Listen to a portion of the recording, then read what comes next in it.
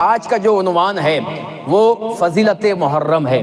تو آئیے اس کی طرف آتے ہیں کہ یہ محرم الحرام اصل معنوں میں ہے کیا۔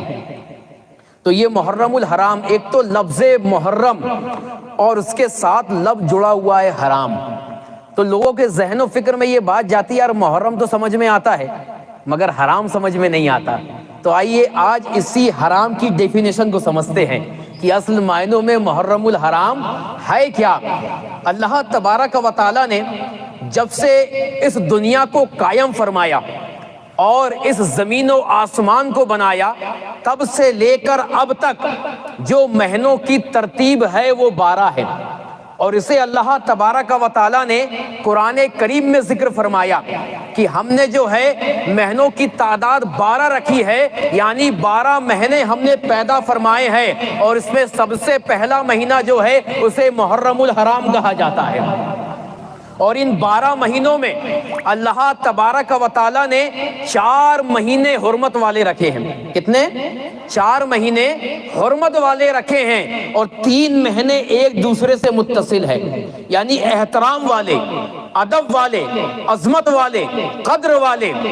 تو ان قدر والے کی جو مہینے ہیں وہ پورے 12 مہینوں میں 4 مہینے ہیں، اور وہ کون سے ہیں؟ وہ ذی القعدہ کا مہینہ ہے، وہ ذی الحج کا مہینہ ہے، اس کے بعد محرم الحرام کا مہینہ آتا ہے، پھر رجب المرجب کا مہینہ آتا ہے۔ اللہ تبارک و تعالی نے قرآن کے اندر ان 4 مہینوں کو حرمت والا قرار دیا ہے۔ اب یہ جو محرم الحرام ہے، اس کی تاریخ یہ ہے کہ بھائی اللہ نے 12 مہینے پیدا فرمائے، تو محرم کو ہی فرسٹ نیو ایئر کیوں منایا؟ پہلا مہینہ کیوں منایا؟ یعنی سال کی ابتدا اس مہینے سے کیوں کی؟ تو آئیے اس کی تاریخ کی طرف بھی آتے ہیں۔ جب میرے نبی کریم صلی اللہ علیہ وسلم مکے سے مدینہ ہجرت کر کے گئے تو وہ ذی الحج کا مہینہ تھا، اور جب آپ نے مدینہ شریف میں قدم رکھا تو چند دنوں کے بعد جو ہے محرم الحرام کا مہینہ شروع ہو گیا۔ تو اس وقت میں جب میرے نبی ہجرت کر کے مکے سے مدینہ گئے تو وہ سن ہجری کا پہلا سال کہلایا۔ اس سے پہلے عیسوی چلا کرتی تھی جو حضرت عیسیٰ علیہ السلام کے زمانے سے تھی، تو اس وقت میں انگریزی تاریخ چلا کرتی تھی۔ مگر جب نبی کریم صلی اللہ علیہ وسلم مکے سے مدینہ ہجرت کر کے گئے تو اسلامی نیا سال چالو ہو گیا، سن ہجری۔ مگر معاملہ یہ ہے کہ جب تک میرے نبی حیات رہے 10 سال مدینے میں، کبھی نیو ایئر کا معاملہ نہیں منایا گیا، کبھی نیو ایئر نہیں منایا گیا۔ اب یہ نیو ایئر ہوا کب سے؟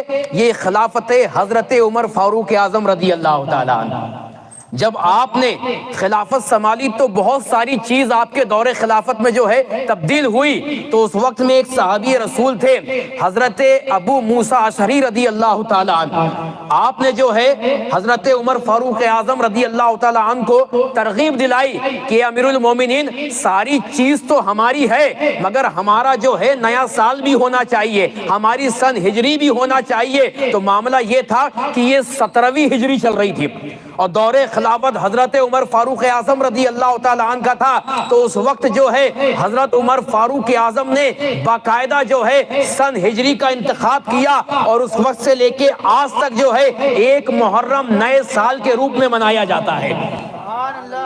یہ تاریخ ہے۔ اور پھر یہ جو محرم الحرام کا مہینہ ہے یہ متصل بہت ساری چیزوں سے ہے، مگر دنیائے انسانیت اسے جانتی ہے تو حضرت امام حسین کی شہادت سے۔ مگر محرم الحرام کئی فضیلتوں کا حامل ہے، اور اس سے پہلے بھی یہ فضیلت کا حامل تھا۔